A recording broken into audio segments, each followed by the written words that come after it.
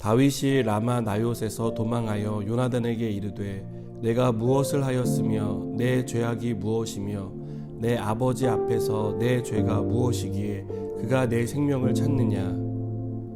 요나단이 그에게 이르되 결단코 아니라 내가 죽지 아니하리라. 내 아버지께서 크고 작은 일을 내게 알리지 아니하고는 행하지 아니하나니 내 아버지께서 어찌하여 이 일을 내게 숨기리요. 그렇지 아니하니라. 다윗이 또 맹세하여 이르되 내가 내게 은혜 받은 줄을 내 아버지께서 밝히 알고 스스로 이르기를 요나단이 슬퍼할까 두려운즉 그에게 이것을 알리지 아니하리라 함이니라. 그러나 진실로 여호와의 살아계심과 내 생명을 두고 맹세하노니 나와 죽음의 사이는 한 걸음뿐이니라. 요나단이 다윗에게 이르되 내 마음의 소원이 무엇이든지 내가 너를 위하여 그것을 이루리라. 다윗이 요나단에게 이르되 내일은 초하루인즉 내가 마땅히 왕을 모시고 앉아 식사를 하여야 할 것이나 나를 보내어 셋째 날 저녁까지 들에 숨게 하고 내 아버지께서 만일 나에 대하여 자세히 묻거든 그때 너는 말하기를 다윗이 자기 성읍 베들레헴으로 급히 가기를 내게 허락하라 간청하였사오니 이는 온 가족을 위하여 거기서 매년제를 드릴 때가 됨이니이다 하라. 그의 말이 좋다 하면 내 종이 평안하려니와 그가 만일 노하면 나를 해하려고 결심한 줄을 알지니 그런즉 바라건대 내 종에게 인자하게 행하라. 내가 내 종에게 여호와 앞에서 너와 맹약하게 하였음이니라. 그러나 내게 죄악이 있으면 내가 친히 나를 죽이라. 나를 내 아버지에게로 데려갈 이유가 무엇이냐 하니라. 요나단이 이르되 이 일이 결코 내게 일어나지 아니하리라. 내 아버지께서 너를 해치려 확실히 결심한 줄 알면 내가 내게 와서 그것을 내게 이르지 아니하겠느냐 하니 다윗이 요나단에게 이르되 내 아버지께서 혹 엄하게 내게 대답하면 누가 그것을 내게 알리겠느냐 하더라. 요나단이 다윗에게 이르되 오라 우리가 들로 가자 하고 두 사람이 들로 가니라. 아멘. 이기적이라는 말을 듣는 것을 부끄러워하는 시대가 있었습니다. 제가 이것을 과거에 있었던 일로 표현하는 것은 지금은 그때만큼 이기적이라는 말을 부끄러워하지 않기 때문입니다. 오히려 우리가 살고 있는 이 시대는 이기적으로 살아야 한다라고 말하는 사람들이 많아졌습니다. 그래서 그것을 자연스럽게 받아들이는 분위기가 되었습니다. 여전히 세상에서 다른 사람을 위하는 배려와 희생은 미덕으로 여겨집니다.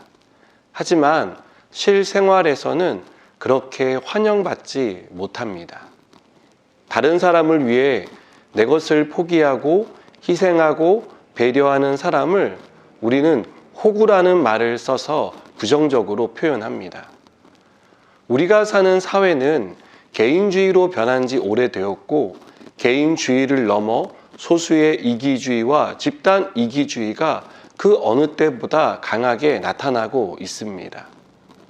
이런 세상을 사는 그리스도인은 과연 어떻게 살아야 할까요? 이기주의에 편승해서 우리도 이기주의자가 되어야 할까요? 아니면 집단의 강요에 의해서 어쩔 수 없이 거기에 동조하는 사람으로 살아야 할까요? 다윗에 대한 요나단의 모습을 통해 이기주의로 가득한 세상에서 그리스도인인 우리는 어떻게 살아야 하는지를 함께 생각해 보겠습니다. 요나단은 왕자였습니다. 아버지 사울에 이어 차기 왕이 될 유력한 후보였습니다. 냉정하게 생각해 보면 사울과 요나단에게 다윗은 왕위를 위협하는 존재입니다.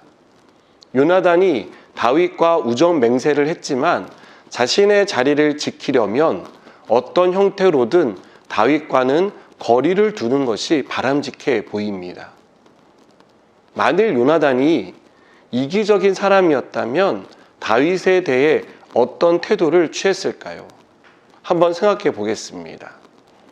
사울이 다윗을 싫어하는 것을 아는 요나단은 다윗과 의절을 했을 것입니다. 또 한 가지 생각해 볼 수 있는 경우는 요나단이 다윗을 죽여서 공을 세우는 것일 것입니다. 요나단이 이런 태도를 취했다면 다윗의 상황은 더없이 힘들어졌을 것입니다.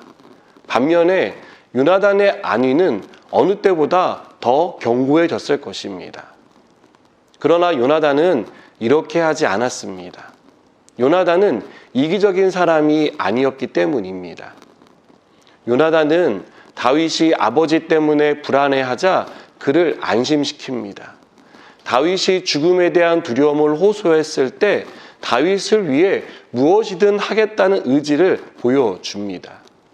그래서 사울이 다윗에 대해 어떤 생각을 가지고 있는지를 알아보겠다라고 말하며 다윗을 안심시켰습니다. 이것은 잘못하면 요나단이 더 위태로울 수 있는 일이었습니다. 그러나 요나단은 언제나 그렇듯 자신에 대한 걱정보다는 다윗에 대한 걱정을 더 많이 하는 사람이었습니다. 친구를 위하는 일이라면 자기 생명도 아끼지 않는 사람이 바로 요나단이었던 것입니다. 여러분, 왕위는 아무나 올라갈 수 있는 자리가 아니지 않습니까? 그래서 사람들은 그 자리에 오를 수 있는 기회가 주어진다면 무슨 수를 쓰더라도 자신의 경쟁자를 떨어뜨리려고 합니다. 그러나 요나단은 왕위보다 친구에 대한 우정을 더 귀하게 여겼습니다. 자기를 위하기보다는 친구를 위하는 마음이 더 컸습니다. 저는 요나단의 이 마음이 이기적인 세상을 살아가는 우리 그리스도인의 마음이 되어야 한다라고 생각합니다. 이 세상을 살아가는 우리의 모습이 요나단을 닮아야 한다라고 믿습니다. 그것은 요나단의 모습이 우리 주님의 모습을 닮아 있기 때문입니다. 우리 주님도 죄인인 우리를 위해 이 땅에 오셨습니다. 하나님이신 예수님이 사람의 몸을 입고 이 땅에 오셔서 고난과 고통을 당하시고 십자가에서 죽으셨습니다. 만일 예수님이 자신만 생각했다면 하나님의 자리를 내려놓고 이 땅에 유한한 사람의 몸을 입고 내려오는 일은 일어나지 않았을 것입니다. 죄인인 우리를 위해 하나님이신 예수님이 십자가에 죽는 일도 없었을 것입니다. 그러나 예수님은 우리를 위해 이 땅에 오셨습니다. 죄 없는 하나님이 죄인인 우리의 죄를 사하기 위해 십자가에서 죽으셨습니다. 사랑하는 여러분, 이기적인 세상에서 우리도 이기적인 삶을 사는 사람이 되지 않았으면 좋겠습니다.